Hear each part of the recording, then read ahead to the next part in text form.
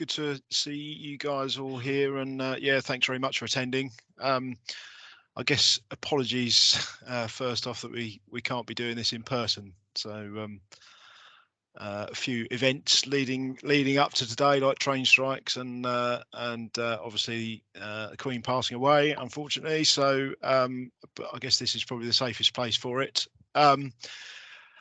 I know we've got a bit of a mix of existing customers of ReadyNet and some new names to us here today. So for those of you who don't know me, I'm one of the directors here at ReadyNet. I mainly work on the commercial side of the business here, but we've got some representation from our technical department today as well.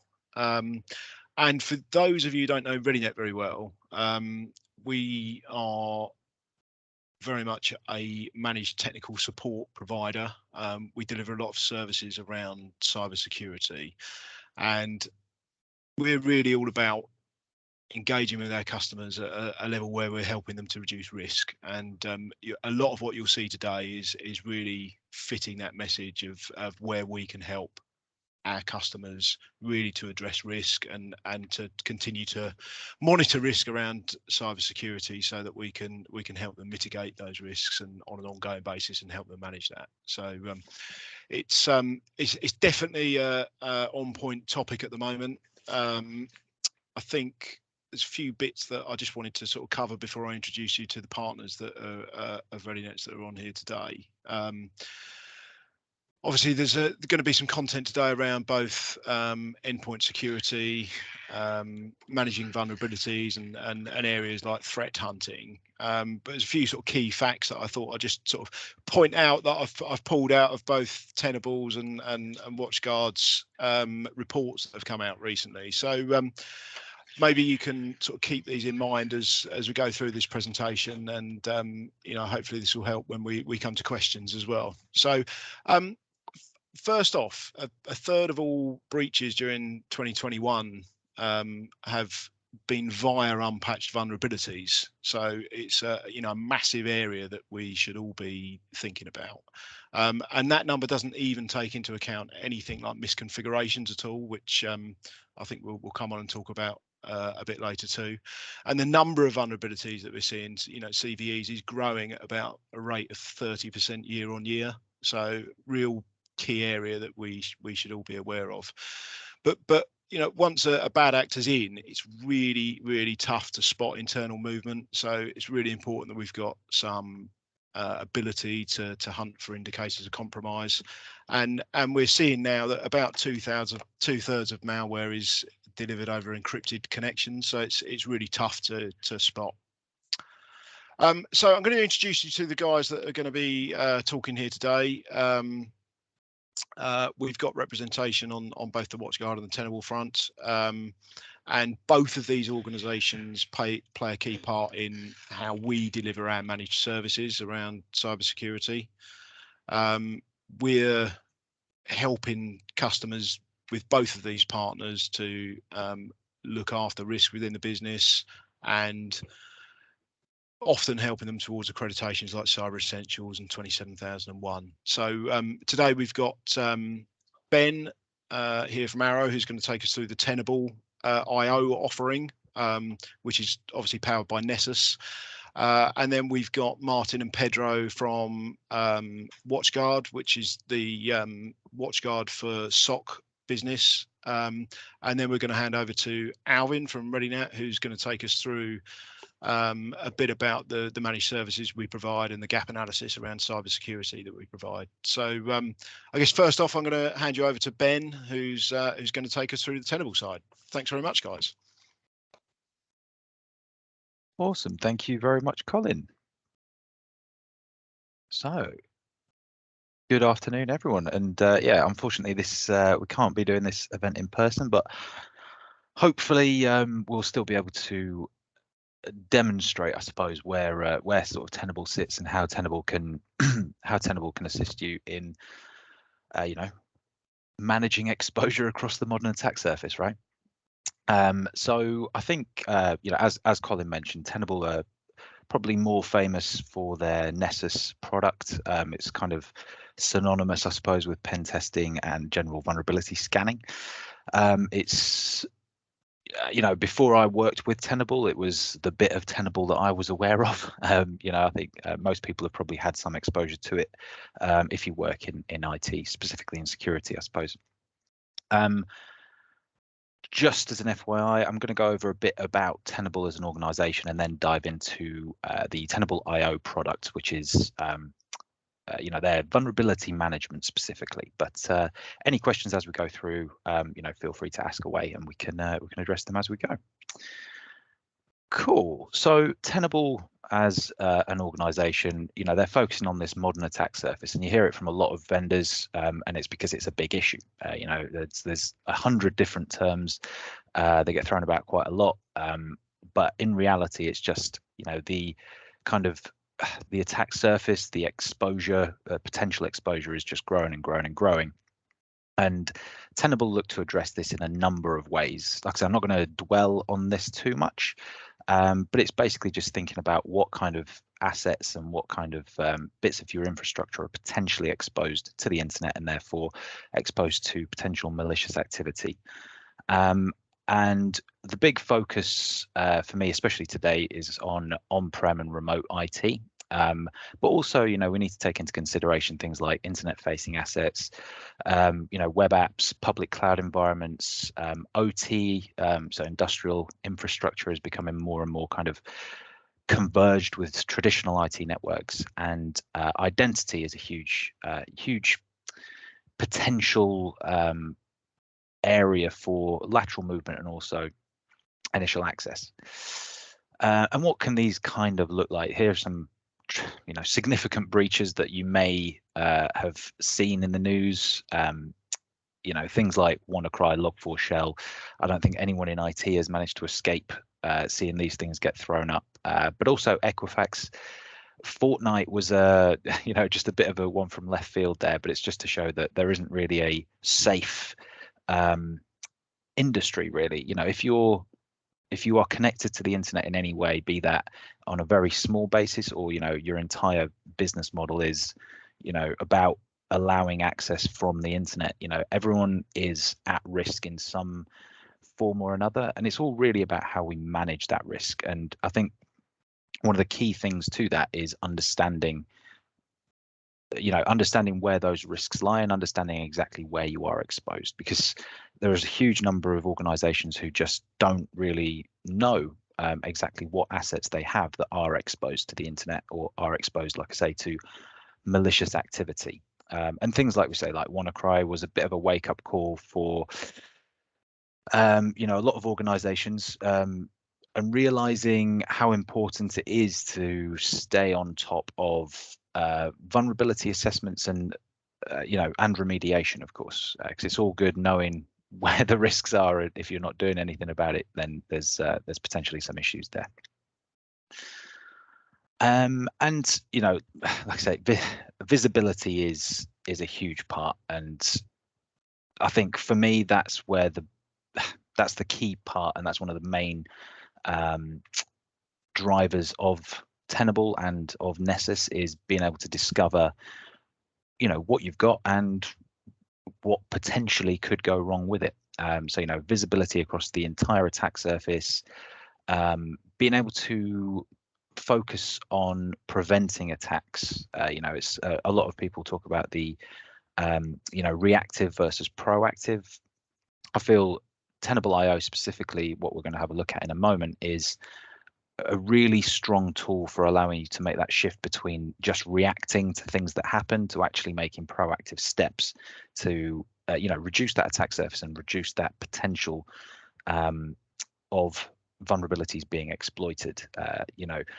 It's been mentioned that about a third of all breaches last year were as a result of unpatched software, effectively. So vulnerabilities in existing deployed applications on networks. And there's another stat that often gets thrown around, which is there's hundreds of thousands of new vulnerabilities discovered all the time, and In reality, only about 3% of those are ever going to be exploited. However, how do you know which 3% those are? And that's another area where Tenable really come in and, you know, kind of clear the noise to an extent, but also allow you to prioritize where those remediation efforts need to be put first off and foremost.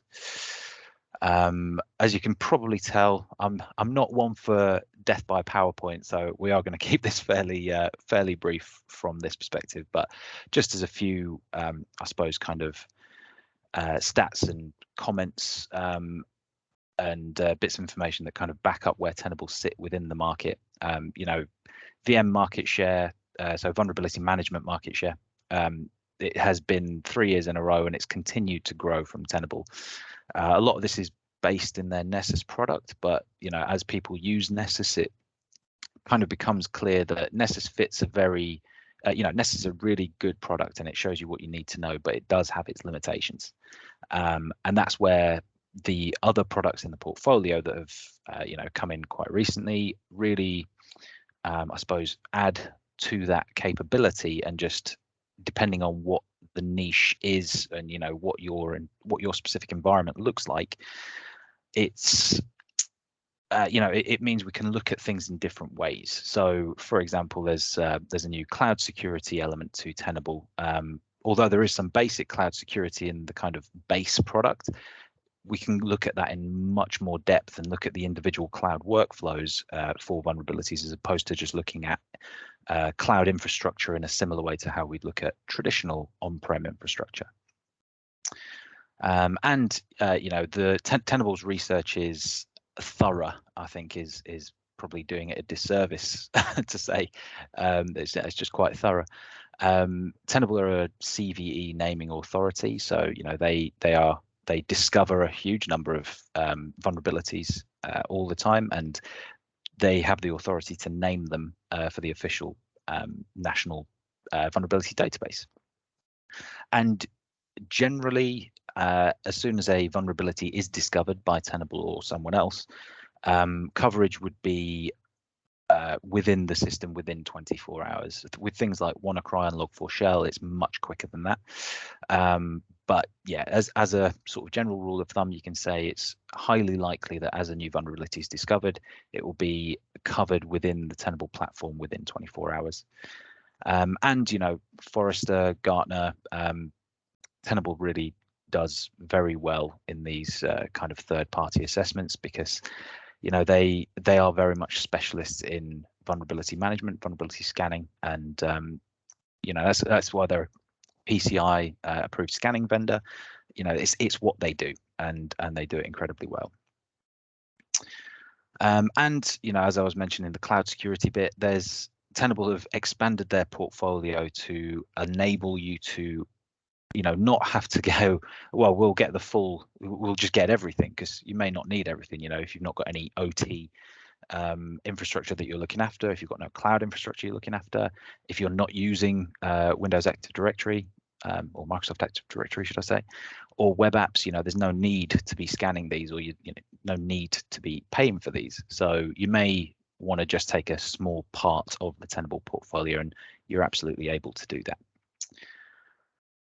So the bit I think we need to focus on more today would be almost traditional vulnerability management, although that's a kind of misnomer, because vulnerability management does cover the modern attack surface. So you know, as we start to integrate more, I suppose, converged networking tactics, so looking at hybrid cloud and on-prem infrastructure, the vulnerabilities don't stop. And as mentioned, there's a huge number of vulnerabilities out there, and the only real way to proactively and you know, create a strong cybersecurity posture when it comes to vulnerability management is to kind of have continuous visibility of the state of the estate. So you know, that is really where Tenable's strength is. It's as mentioned, Nessus is the kind of the bread and butter of Tenable, and in Tenable.io we use Nessus scanners as data sources for the overall vulnerability management. And it also allows us to discover new assets as they join the network. So, you know, you can kind of keep an eye out and make sure everything is as it should be. And this is all in Tenable.io. This is the cloud-based or cloud-hosted vulnerability management platform. There is an on-premise version as well. We're not going to go over that in too much detail today, but you know, if that is something you did have an interest in, you know, feel free to reach out to the guys at Redinet, and we can absolutely, you know, organize another call to go over the on-prem based vulnerability management platform from Tenable as well. So why Tenable.io?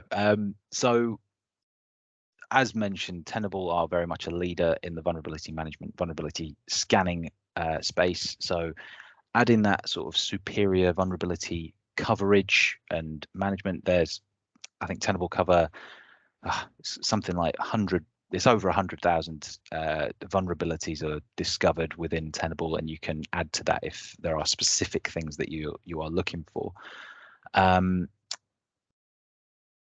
And I suppose, you know, having that singular view of the attack surface is really useful. You know, if you're working off multiple scans that have no real intelligence tying them together, it just opens the door for human error to an extent, and it also adds a huge amount of workload to your admins and your you know, your engineers who are doing the scanning. It's all good and well, you've got some great information there, but if it's all just disparate and kind of in bits and pieces, it very much opens the door to the things being missed and potentially inefficiencies creeping into the process.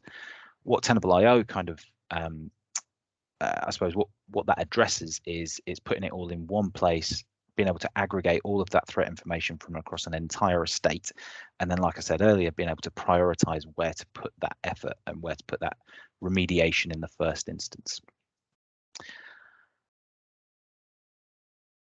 And there are some other bits and pieces that are kind of unique to Tenable, but I think I'm going to show you those in a demo. And I think I'm going to dive into that demo right now.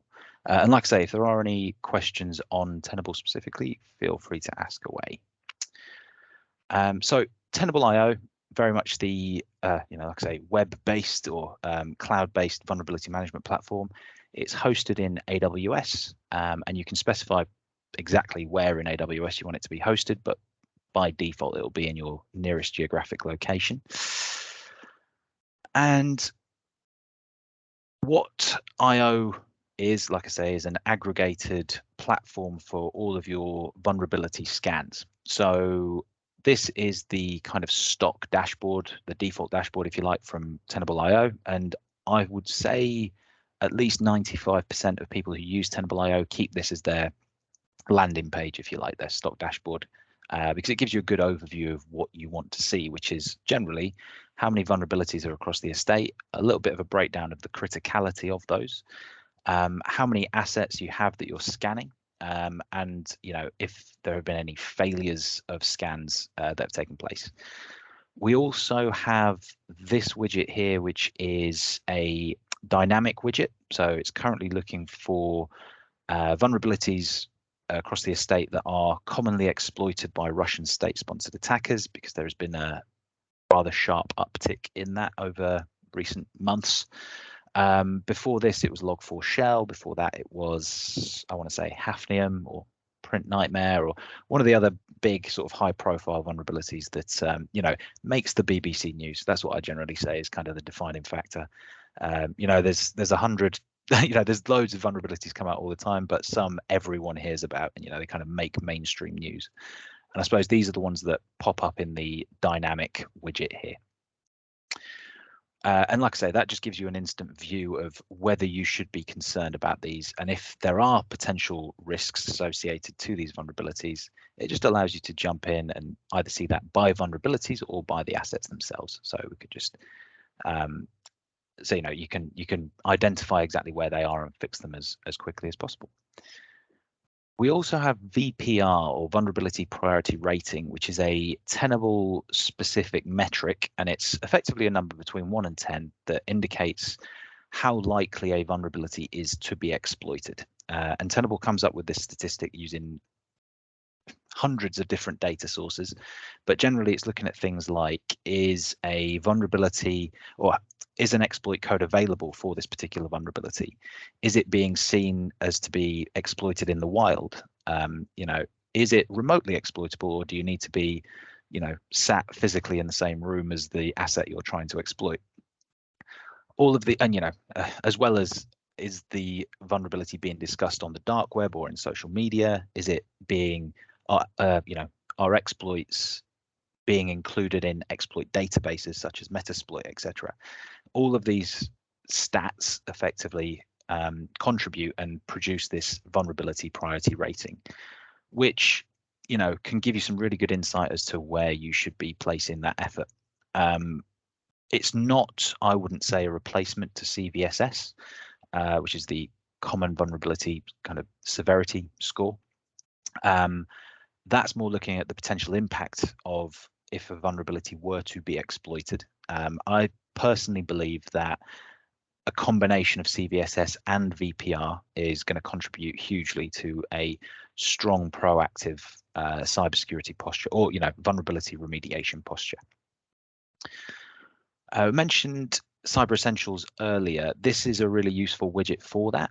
This isn't currently configured to be beneficial with Cyber Essentials Plus, but as per the new or the latest Cyber Essentials guidance, all critical and high CVSS vulnerabilities need to be remediated within 2 weeks.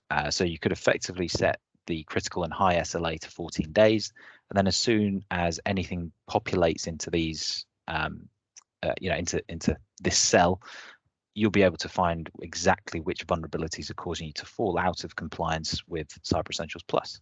And then it's just a case of, point and click. And I know there's a lot of vulnerability, so thankfully this is a demo environment, not my live environment, because I probably would be focusing on getting that fixed rather than showing all you guys around Tenable.io. But here we can kind of see the exact vulnerabilities that are contributing to this particular instance falling out of Cyber Essentials Plus compliance.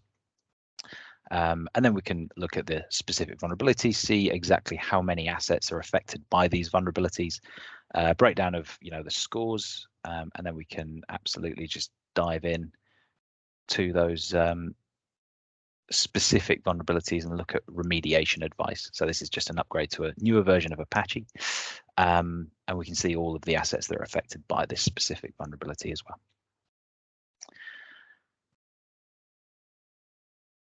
So that kind of gave you a bit of a high level idea that it's aggregating a lot of different scan data. So if that was in a more traditional vulnerability scanning environment, you may have 20 or 30 reports that had all of that information within it, but you wouldn't be able to instantly say, oh, we've got 104 assets that are currently vulnerable to this specific vulnerability. To fix it, we can just push out this Apache update to those affected devices.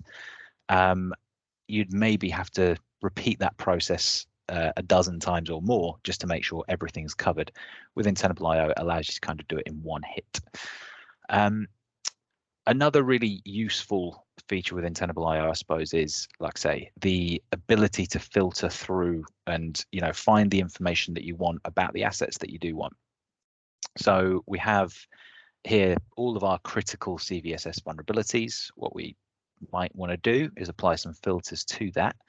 And as I mentioned earlier, because Tenable does a huge amount of threat research, we can look at the vulnerabilities in some quite interesting ways. So a question I used to get asked a lot when I was, doing sort of more internal IT was, a potentially a C-level member of the organization would say, oh, I've read about this vulnerability this morning. Are we, we're okay though, right? We're not going to be exposed to that. And it's like, oh, what vulnerability was that? It was like, oh, it was the Windows one. And it's like, right, okay. So no specifics, no definition, but we do need to know. So we can actually filter by vulnerabilities that are being mentioned in the news. And we can apply that as a search filter. which generally will cut things down quite a lot, because generally vulnerabilities don't make the news, or certainly not the mainstream news, because generally people don't understand or care, the general public, that is, about every vulnerability that gets released, because like I say, hundreds of thousands do. So here we've gone from, I think it was around 7,000 vulnerabilities, and cut that down to just over 100, which is a bit more of a manageable number of vulnerabilities to deal with, you know, on a daily basis. However, it may, you know, still quite a lot. You know, this would take some time to go through each of these and fix them all. So we may want to apply other filters as well. And what we can do within Tenable is we can apply tags to each individual asset, and you know, we could say, well, they're Windows devices, or we could say these sit in our London office, or we could say, you know, you can define them by pretty much any metric that you want to, and then we can group the assets as well. So we might want to target only a specific group, and you know, likely you would have one that is business critical systems. So we want to see our systems that business continuity relies on, that currently have vulnerabilities that are both critical, CVSS, and being mentioned in the news, which could imply that there is a higher chance of those vulnerabilities being exposed or exploited. And as you can see, here are some pretty big names, I suppose. You know, the net logon or zero logon vulnerability is and was a really critical vulnerability, and you know, it's one that all of these vulnerabilities, in fact, are ones that you would really want to fix ASAP before you put the kettle on in the morning, kind of thing, because these are the ones that are going to cause genuine business disruption. You know, these are ones that are going to cause the business to not operate as it should, and therefore, you know, impact in a whole host of different ways. And what Tenable will allow us to do is have a bit of a description about what that vulnerability is, and generally, if it's just an update, then we'll say, you know, apply this particular update.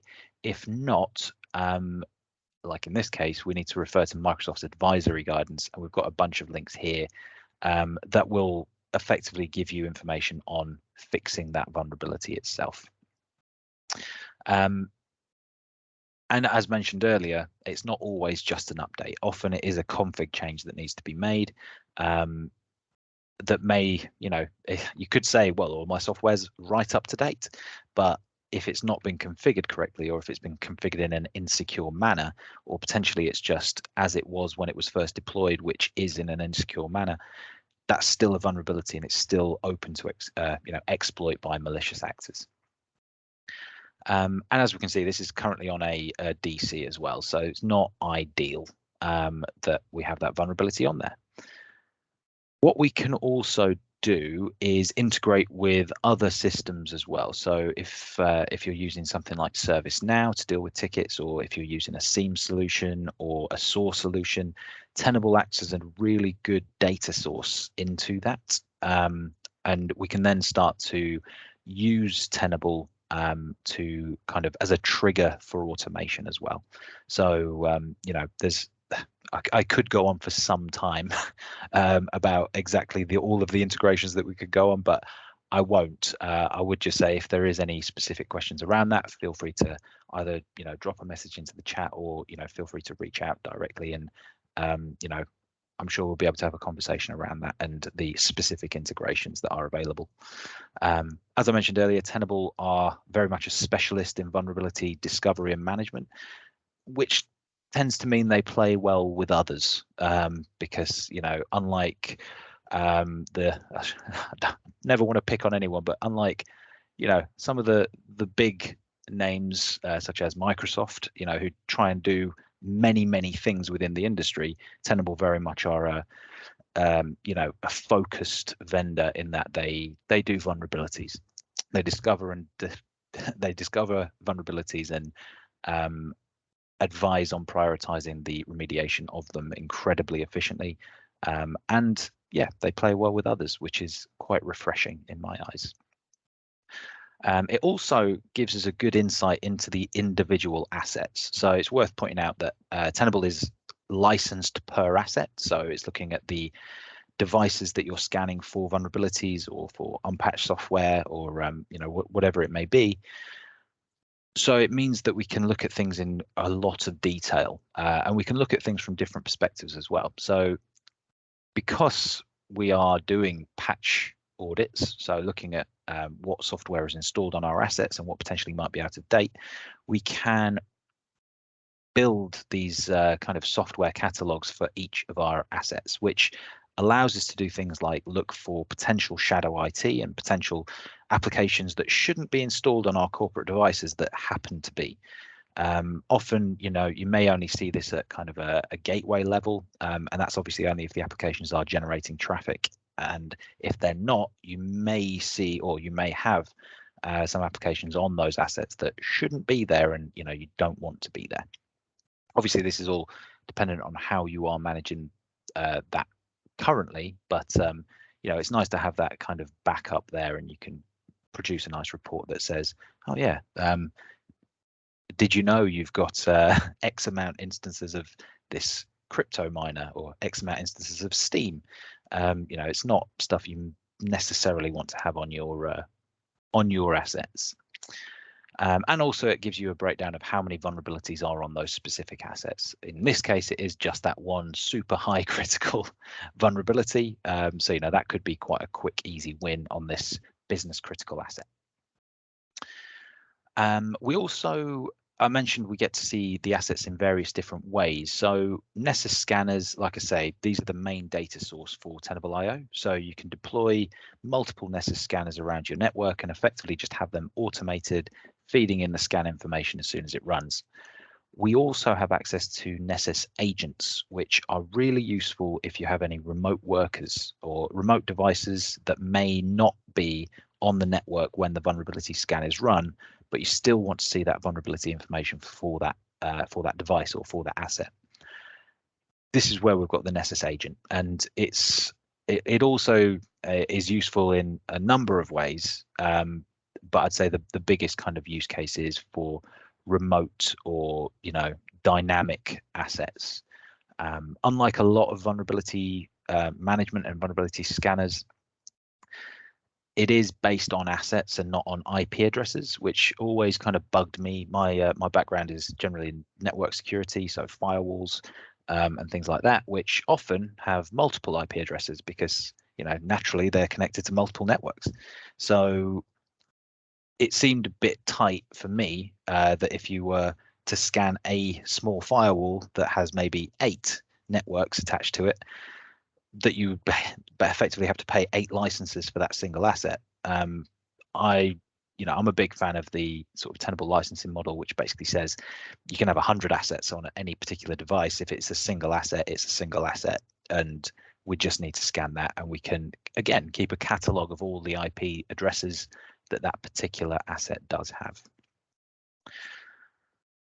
Cool. So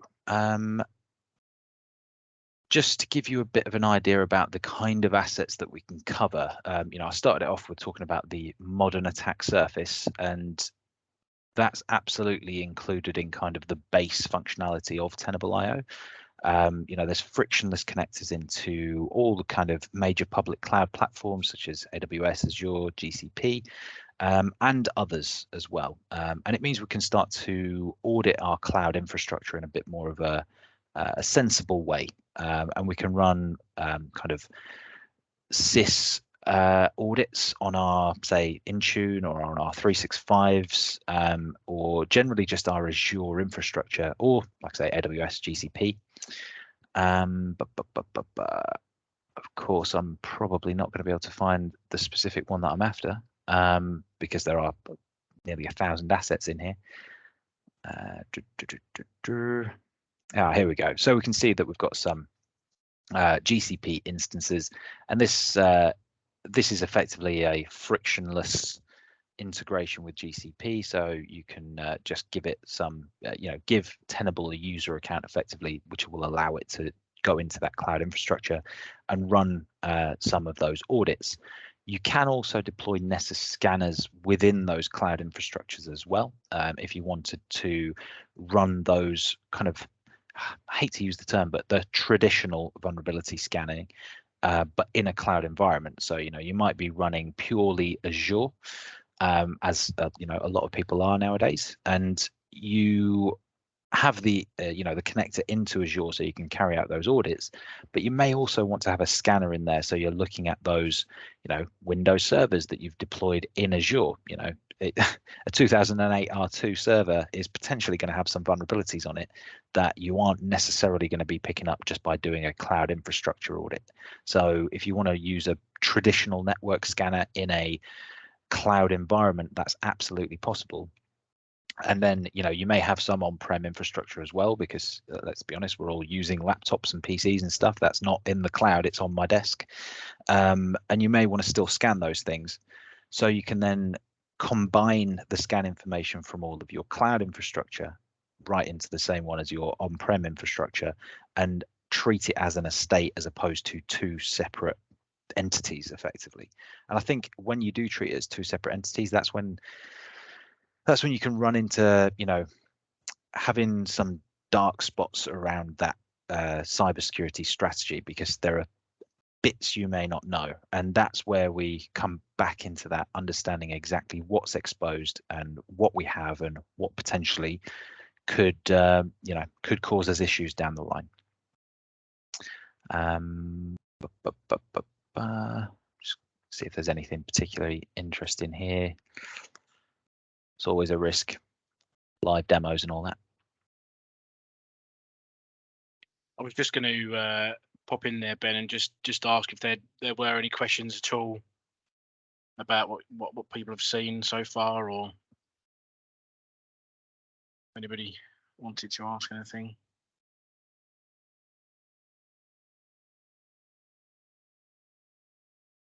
Okay. No, must be smashing it, mate.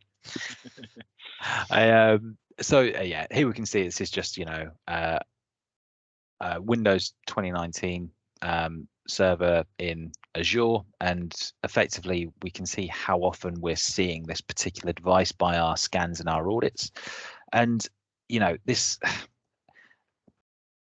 I've worked and tried to secure network. I say try, hopefully successfully secure networks, and traditional vulnerability scanning often is only done maybe once a fortnight at the very most. Oftentimes once a month, once a quarter, maybe once every 6 months, sometimes yearly. And that obviously poses an issue. I always use the MOT analogy.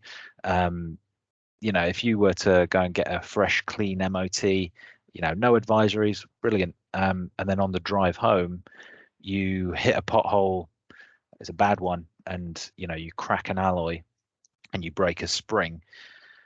That your car is not safe to drive anymore, yet you've got a piece of paper that says, oh yeah, everything's fine, everything's brilliant. And I would say a cracked alloy and a broken spring is much more obvious than a potential vulnerability making its way into one of your systems that you may not know about until the next time a vulnerability scan is run, which again could be in up to 6 months, a year's time, by which point the chances of it being exploited could be almost unavoidable. So what Tenable allows us to do is have a much more continuous view of vulnerabilities, and it allows us to see them as they appear effectively. And if there are any of those super high critical ones, it means we can address them straight away and really cut down that exposure time. And it's always, I hear it all the time, the time to breach. And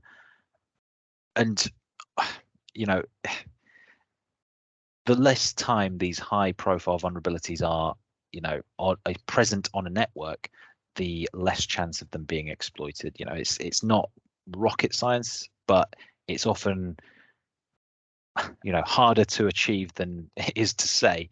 What I would say is that Tenable is a tool that allows you to really focus in on what matters, both from a vulnerability perspective, so the high profile vulnerabilities, but also on what's important to you as an organization. So if you have a bunch of assets that should one of them be compromised, that's pretty much no business continuity there. Then they're the places that you really need to have laser focus and be able to see those vulnerabilities as they appear and do something about it.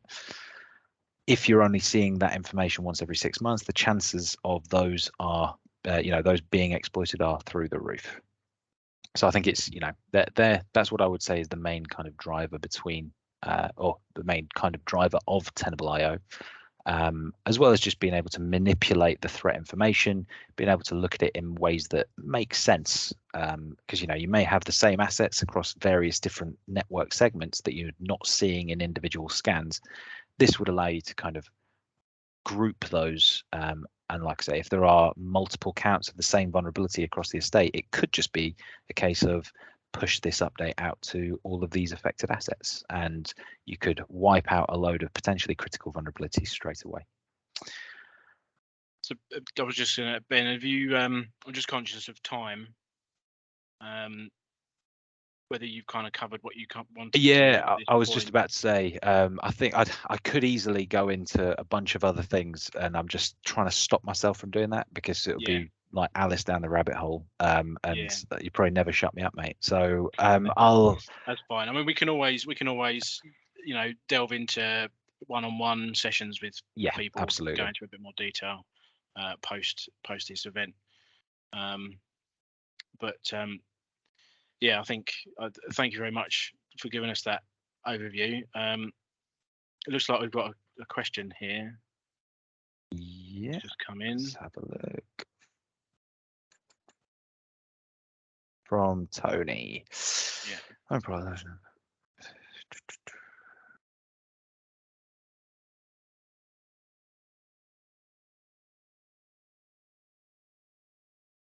Yes, it is. Yes, you can get tuning sessions or best practice sessions. Absolutely. That is potentially something the RedNet guys would want to get involved with. If it's something a bit more niche and a bit more off the beaten track, as it were, then either myself or Tenable would probably get involved with that as well. There are also a huge amount of help guides out there on the internet that can be easier to find than others, I think it's fair to say, but there is a full sort of scanning strategy guide if you're really having trouble sleeping at night.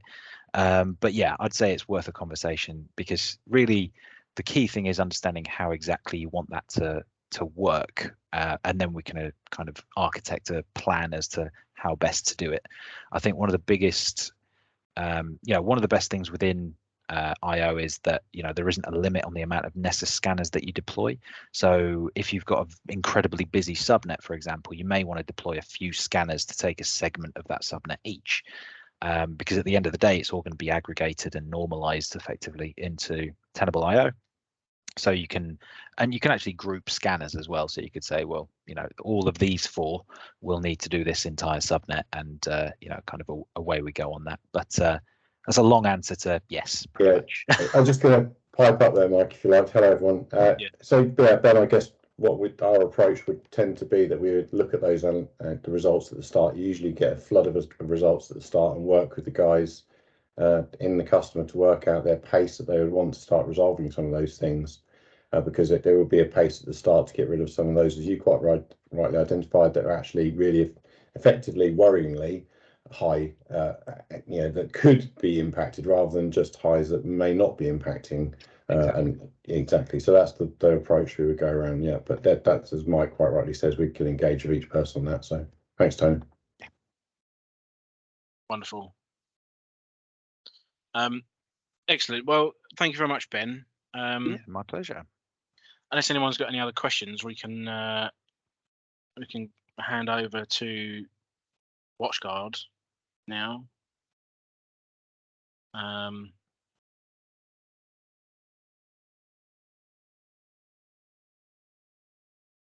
Excellent. All right. Over to you, Martin. Yeah. Thank you, Mike. All right, so good afternoon, everybody. My name is Martin Fried. I'm the Strategic Accounts Director at WatchGuard. Again, I would have loved to meet all of you guys in person. Unfortunately, that was not possible. But we will certainly have, we will find another occasion. So I'm based in Madrid, Spain. And along with me, we have our colleague Pedro, who will be discussing more of the technical stuff. But I wanted to give a brief intro on WatchGuard and our relationship with Redinet. So WatchGuard has fundamentally four pillars in its portfolio. Traditionally, we were focused in network security, everything related to firewalls, UTMs, securing the perimeter.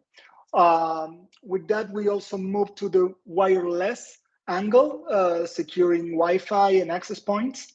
Then we jumped into MFA technologies and everything related to identity management. And our fourth pillar, and the one that we are presenting today to you, is related to endpoint security and threat hunting services. So jumping to the next slide, I like to, let's say, make sure we are all aware that cyber attacks are not a matter of if, but when, right? We all know that the bad guys are out there and that we can get attacked. In fact, we're seeing some interesting numbers in our last report where we see that cyber attacks have increased around 27% versus last year, probably due to the pandemic, the hybrid work environments, shifting to the cloud, digital transformation in the organizations. Everything is making us more vulnerable, and we need to be conscious of that. We're seeing more than 2,000 cyber attacks per day, but the real important figure that I want you to remember throughout our presentation is that third figure over there, the 287 days as an average life cycle for threats. That means that the mean time to detect and respond to an attack is it's around 287 days. That's a long time. And I want you to keep that in mind based on the required technology, right, to mitigate such an attack. Moving forward to some trends that we see, I mean, we're seeing that the impact of the attacks are quite important. We're seeing more than 60% of them resulting in data breach. That's quite important. We're seeing as well that more than 57% of malware is 0-day. That means that it's going beyond the traditional signature-based technology, right? And that more than 60% of it hides within encrypted connections. So how do we lead with this kind of attacks? And finally, the impact that it has in organizations, right? We're seeing that 2/3 of the companies have faced some sort of cyber attack, and the average impact is around $2 million. That's insane, and actually that's what takes to bankruptcy many companies after they have a breach. So it is pretty clear that detection and response to unknown and sophisticated threats is a must. And that's precisely what we do in WatchGuard. We work along with Redinet to extend their capabilities and being able to not only enhance reactive measures, but also add proactive ones to reduce the detection and response time for those attacks. So I hope that this serves as an intro into what we're going to see. We will see a few slides on our technology, and then we will jump into a demo. And of course, whenever you have any questions, please let us know. So Pedro, off to you. Thank you, Martin. So Well, as you said, so my name is Pedro Rubio. I'm a sales engineer here at WatchGuard. Today I'm going to cover some technical aspects of the endpoint portfolio here. So talking specifically about the endpoint framework, we here at WatchGuard apply what we call a zero trust security approach implemented by different protection layers. At the very beginning, we try to avoid damages caused by known attack. This means that we deploy very mature and cost-effective technologies at the lower or inner layers, such as personal firewalls, IDS, IPS, signature, heuristics, etc. Since all these technologies filter many attacks at no cost. But sincerely, around 98% of the malware and ransomware is seen only once. So it is critical to be efficient and proactive in detecting what we call the unknown. Layer number 2 is the contextual engine, which is a technology that tries to stop fileless malware attacks based on the analysis of the abnormal behavior of user running a legit system application. If that layer is not enough, we have our local anti-exploit technology, which is layer number 3, that detect that abnormal behavior on applications loaded in memory.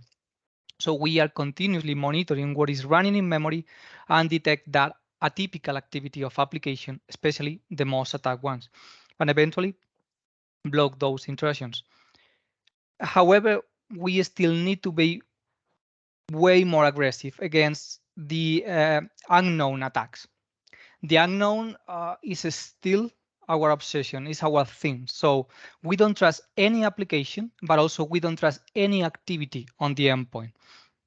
All this under the premise of accuracy, no false positive, and avoid delegating the classification of that unknown to customer or partners. And that's the point where we create a protection model that combine endpoint technologies, so layers number 1, 2, and 3, with an innovative cloud architecture.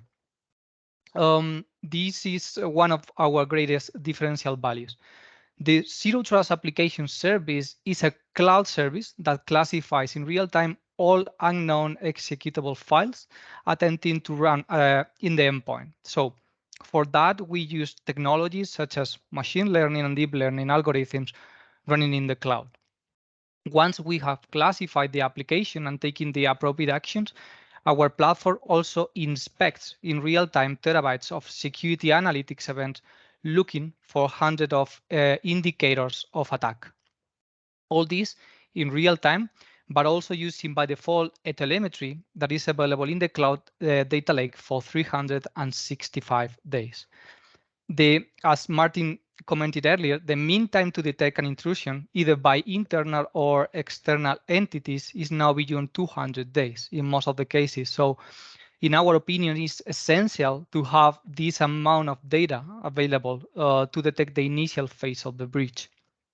And finally, we have our own team of cybersecurity experts, hunters, and security analysts that oversee our Zero Trust data lake as part of the threat hunting services. But I think Martin will cover that in a minute. So talking specifically about the endpoint technology and on the EDR and EPDR portfolio, our endpoint security offering combines traditional security technology with EDR advanced protection model, plus the Zero Trust application layer and the essential threat hunting service. Everything is in a single solution to defend against the known and unknown threats. So we have two levels, EDR and EPDR. EPDR is designed to complement existing traditional endpoint protection solution, meaning that this advanced protection can be integrated with any existing antivirus or EPP that is already installed in the machine. Both EDR and EPDR operate on Windows, Mac, Linux, and mobile devices using Android and iOS. So all this from legacy to the most recent versions. The architecture consists of a single lightweight agent with close to zero resource consumption in the endpoint and that is controlled by a central management console running in the cloud.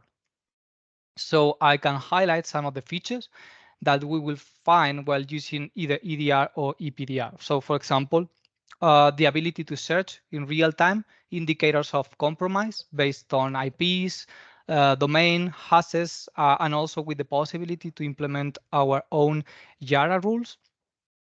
Another one is auto discovery of unprotected computers in the network and the possibility to protect them using a remote installation. There is also a possibility to run containment and remediation actions, like, for example, isolate a computer, and granular advanced security policies that will help us to identify suspicious behavior through leaving off the LAN techniques. So now we are going one step further. Our intention now is to go beyond the EDR capabilities.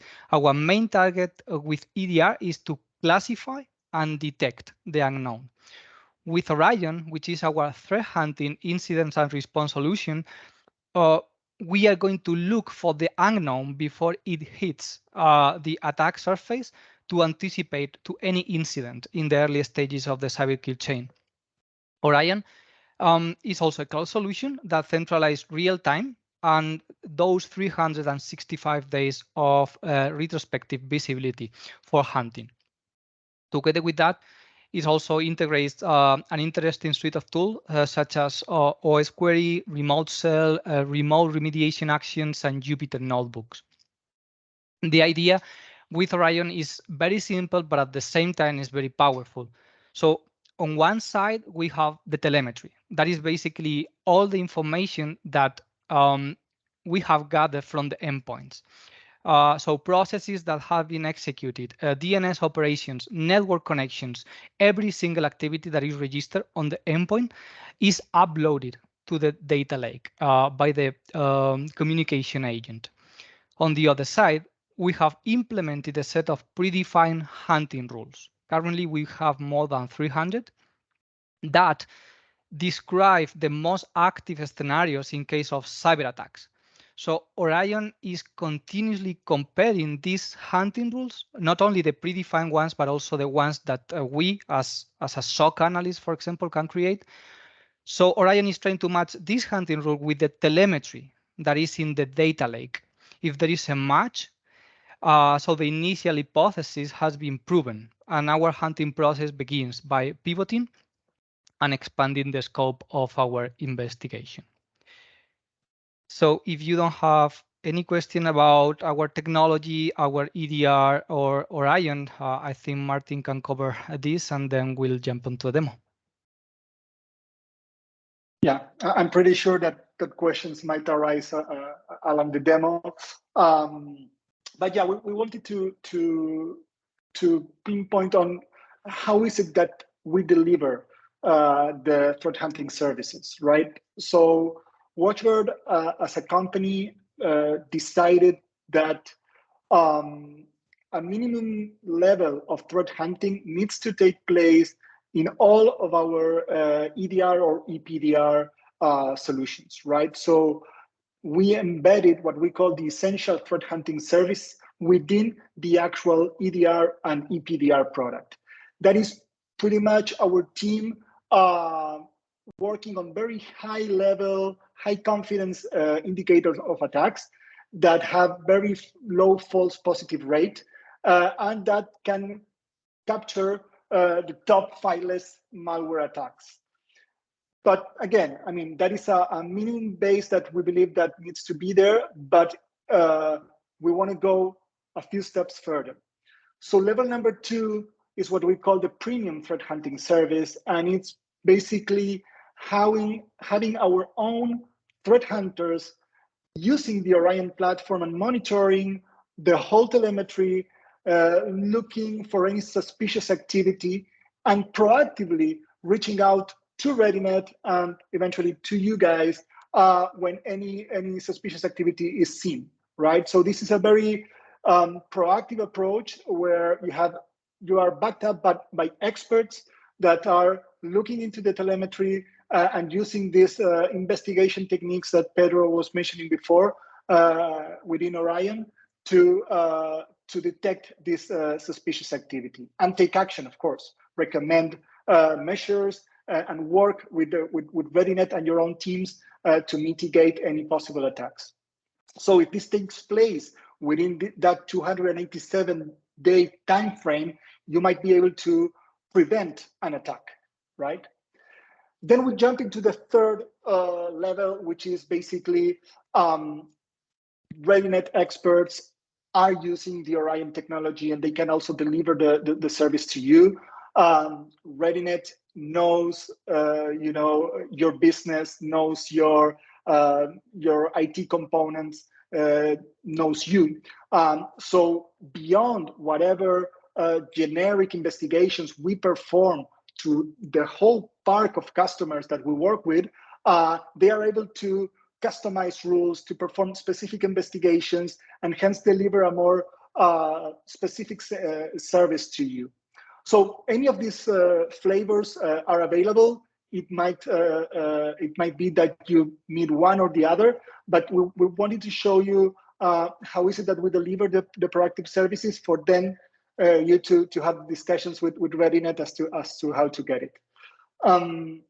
So maybe you have any questions around this. Else, we have prepared a very brief demo. We want to show you the technology in real time. And then, of course, we are open for a Q&A session.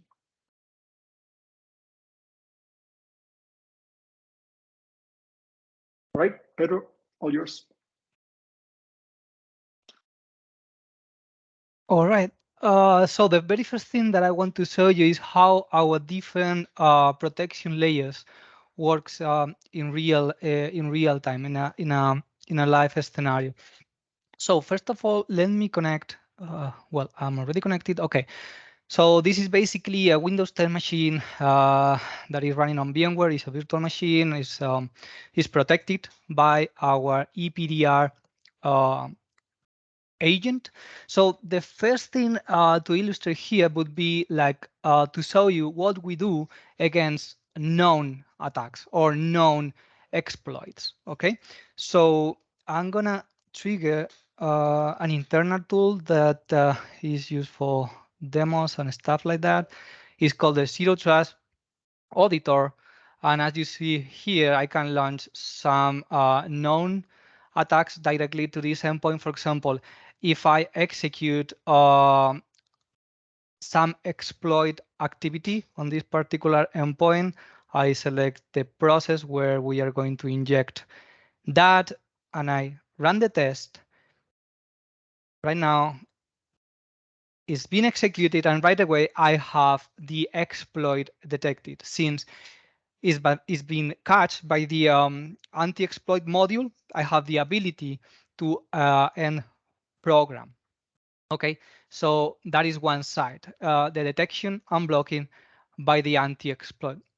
Now we are gonna do the same thing, but instead of using an exploit attack, we are gonna use, for example, Mimikatz. Mimikatz is a credential theft tool, and right now I've just executed. Now the protection is working to classify that Mimikatz process or Mimikatz activity, and probably in a few seconds I will get the one thread deleted. Malware was detected in the following file and it has been removed. Why?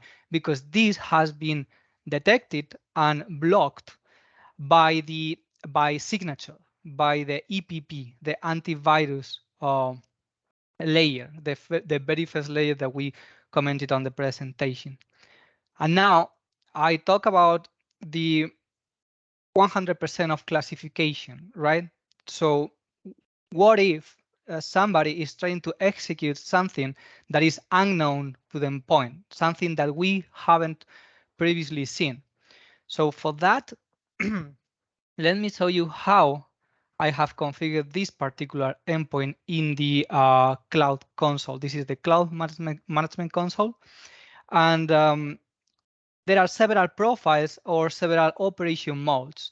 for this particular computer, my settings are like this. For example, here we have the configuration settings for web access control, device control, firewall, antivirus, etc. If I go to the advanced protection, I can see that the operating mode is in lock. Lock means that I won't allow to be executed anything that I don't know from previous occurrences. So malicious and potentially malicious programs will be removed. Unknown programs will be blocked until we classify them. Okay. So this is the most restrictive operating mode. There are two additional ones, audit and hardening. Audit means we will classify everything, but we will allow the execution as well. So nothing will be blocked, but we will also classify all those activities or operations. Hardening is in the middle. So hardening means that we will block anything that we don't know, but if that comes from an external source. An external source could be the internet, could be an external computer, etc.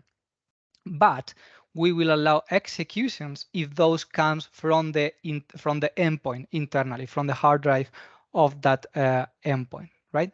So this is my configuration, and now look at this. I have the option also to give the user the ability to run the program, the program that is unknown. Okay, so for now, I'm gonna leave this off. Let's go back to the computer, and now I have some tool here that is nothing else than a generator of executable files and libraries.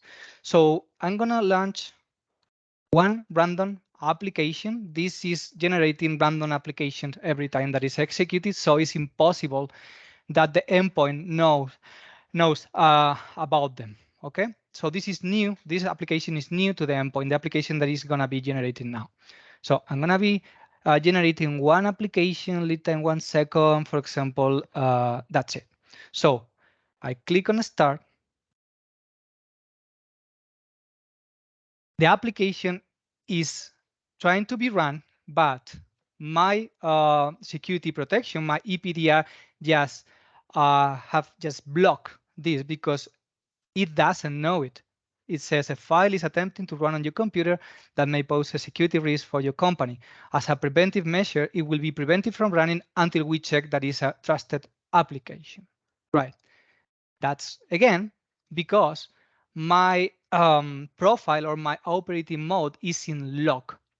But let's see what happens when I enable, for example, the possibility of giving to the end user the permission to execute that application, right? So if I go again to the management console, I enable this. I'm gonna save the configuration is instantly applied. So let's try again. And now let me do one thing because this is interesting. In this particular endpoint, what we have done is to integrate with a third-party identity API. So not only the user of this computer will need to either deny or approve the execution of the application, but we have enforced the user to validate through an MFA, through a multi-factor authentication that is implemented in a mobile phone, right? So let's do an initial test. Okay, so I'm gonna generate another application, start. Hopefully it will ask for permissions. Right, now I have the possibility to allow or deny. I'm gonna deny the execution. The behavior is the same, the application hasn't run, right? And now what I'm gonna do is I'm gonna start projecting my mobile phone where I have my tokens, right? This is one of the identity solutions that Martin commented earlier about the identity business unit here at WatchGuard. So I'm gonna allow the projection of my screen. That's right. So these are all my tokens. Don't worry about that. So I just want you to see what happens when I try to execute that application. The local user allows the execution, and now look at my mobile phone. I have the second authentication factor to either allow or deny that activity as well. You can see this as a let's say second admin that could validate the approval of that application, or as a multi-factor authentication of that local user as well. So just to finish, let me run the final test. So right now I'm gonna execute that application, allow, and also from the mobile phone, I'm gonna approve it. So here you're seeing, well, it is gone, but you could see for a second that that particular application has been run because both admins or the local user with the multi-factor authentication allow the application to run, right? So this is just in terms of how we work with classifications and stopping known malware. Of course, we have several mechanisms to work with those classifications.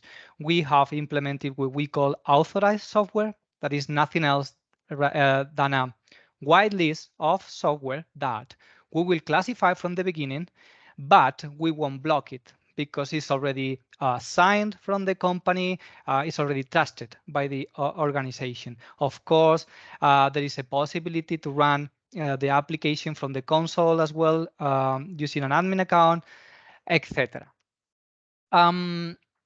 Now, if you don't have any question about this, probably we can also demonstrate about the web access control that is part of the EPP layer antivirus.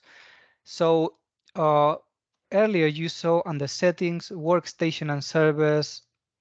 In my security profile, I have my web access control.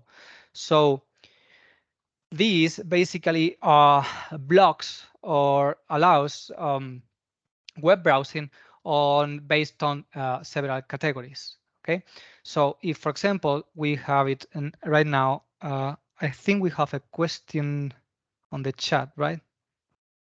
So when detection occurs, are they reported to an admin at the time as well as the user?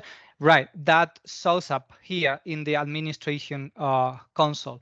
If you go to status security, we have several widgets about not only about the protection status of the network, but also all the detections that have been seen on the network, right? Either if they are done by the anti-exploit module, the antivirus, again, the several layers of protection that we have talked about. All right.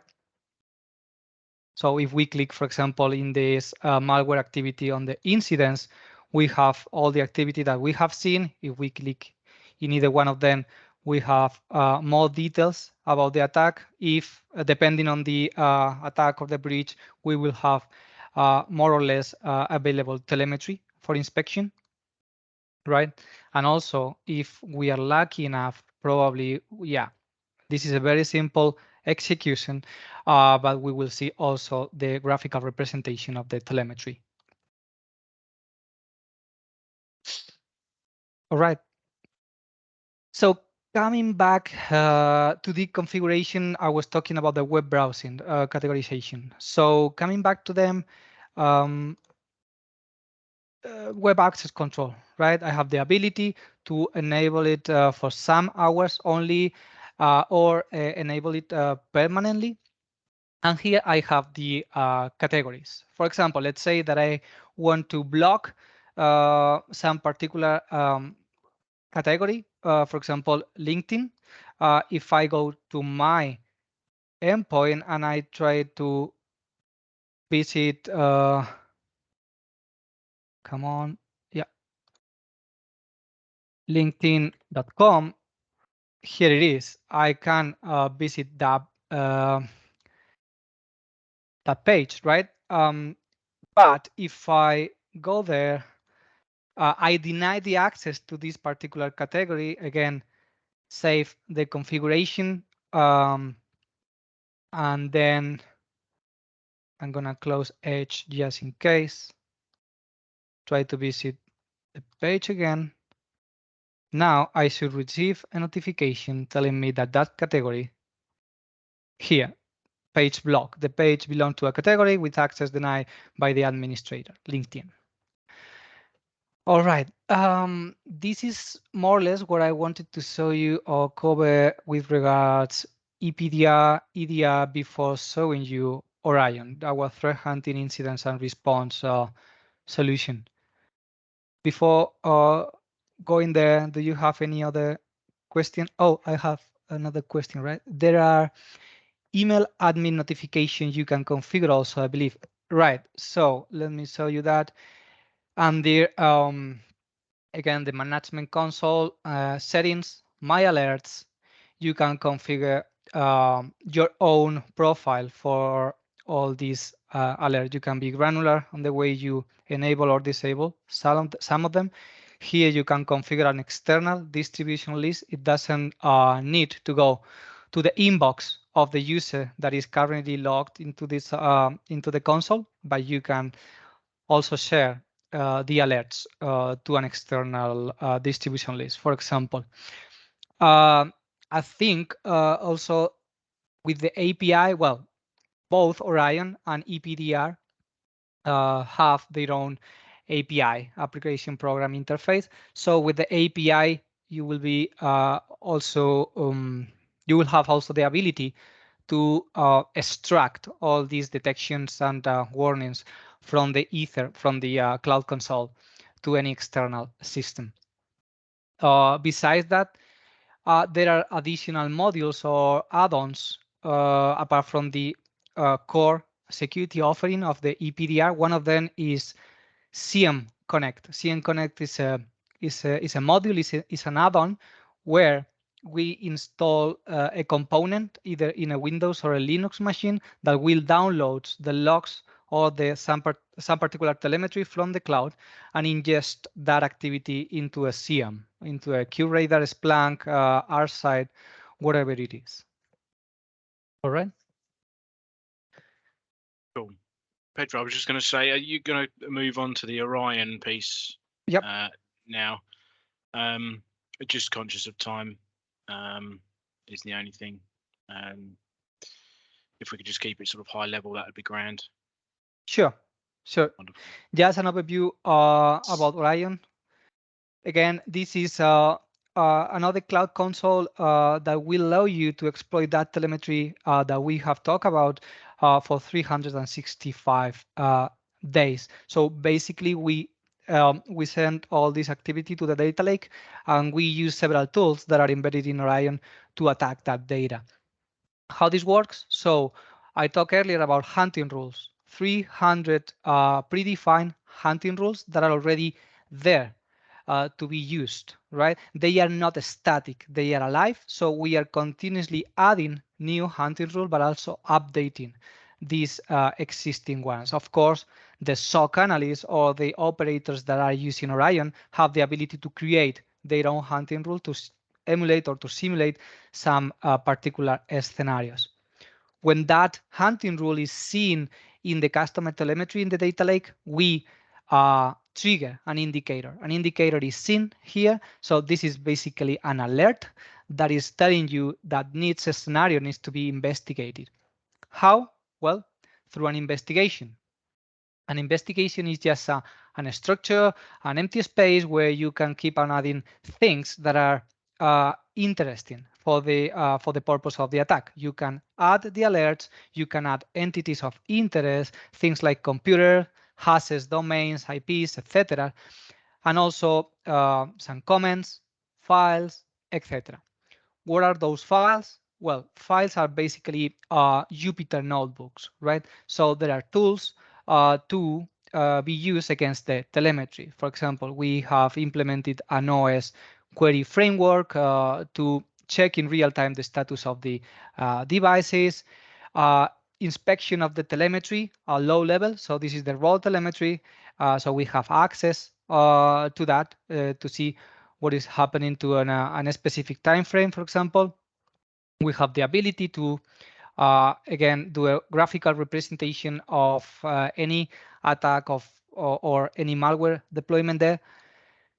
And of course, we can build our own SQL queries using the telemetry tables to extract information and build some reports if needed. So from my side, that's all. Thank you all. If you have any question, feel free to ask.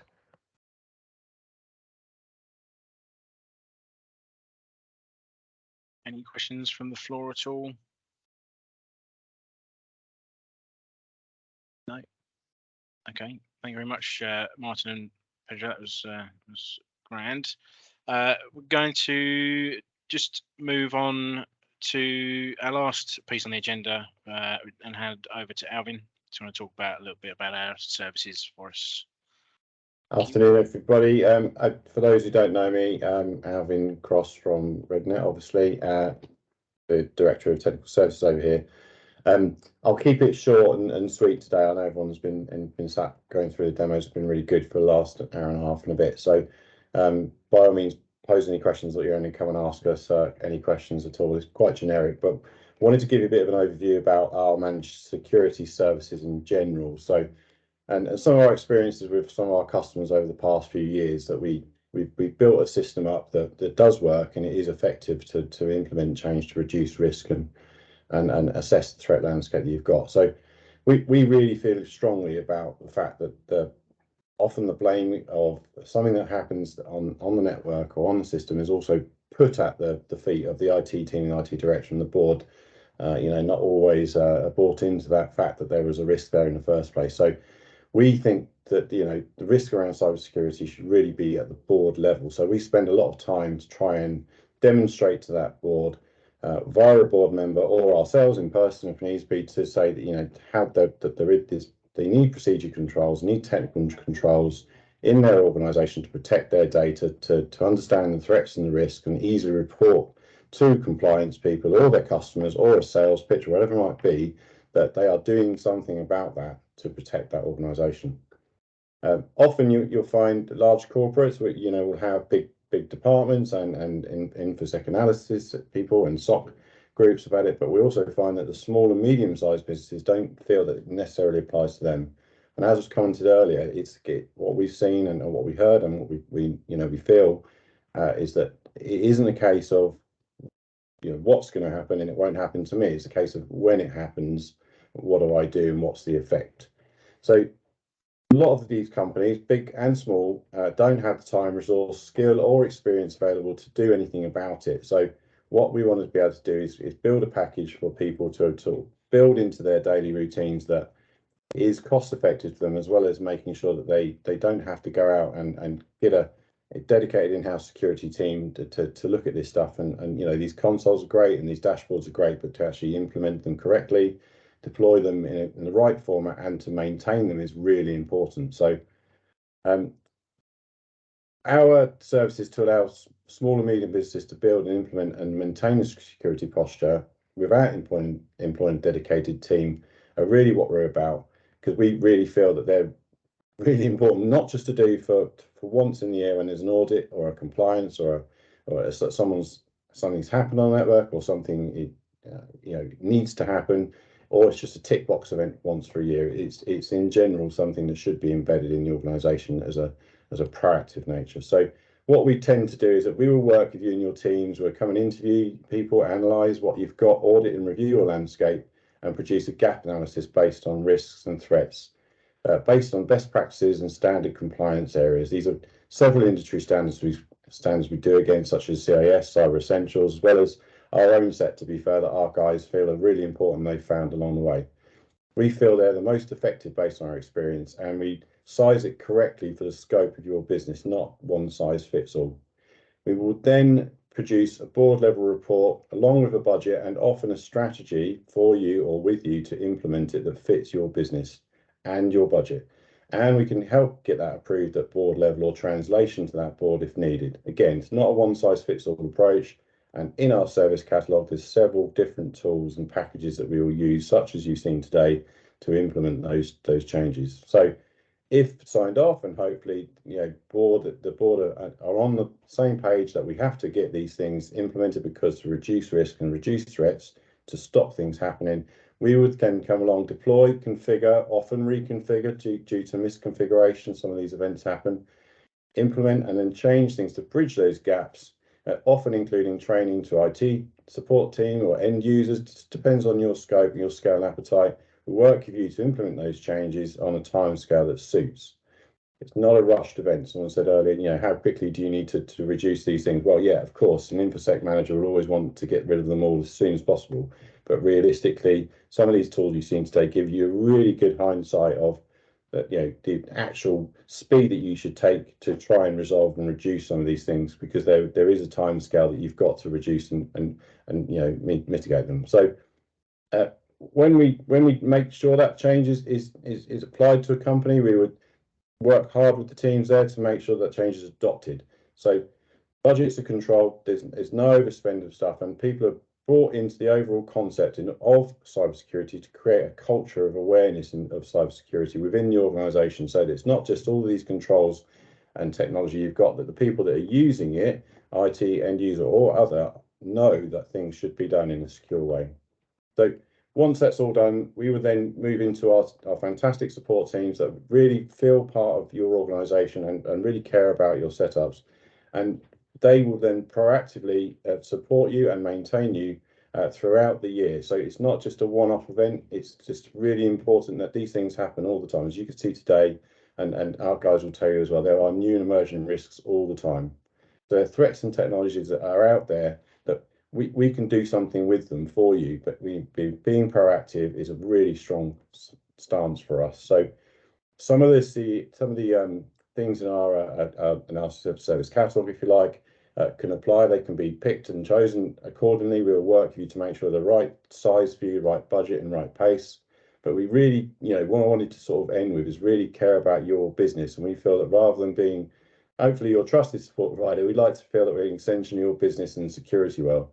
And therefore we treat these security services really seriously on your behalf, as if your business was our own. We've been through these events with people. We know how it affects companies and businesses, and we really do care about everybody that we look after. So we don't want that to happen. So hopefully, I said I'd make it short and sweet, but hopefully it's giving you insight into our approach and some of the service we can offer to you to really help you and your business reduce risk, to be proactive and reactive, to get board level buy-in, end user buy-in, stay on top of these threats and maintain that solid security posture to do as much as we can to prevent any attacks or any badness happening that we really don't want to see on your network. So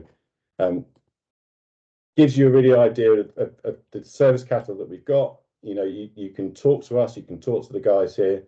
The slide in front of you is giving you an idea of some of the things that we do. They're not all of them. There's a few, but they really have shown real good return for the people that have invested into them, and we've really seen good return of that embedding of a security nature into a business. Any questions?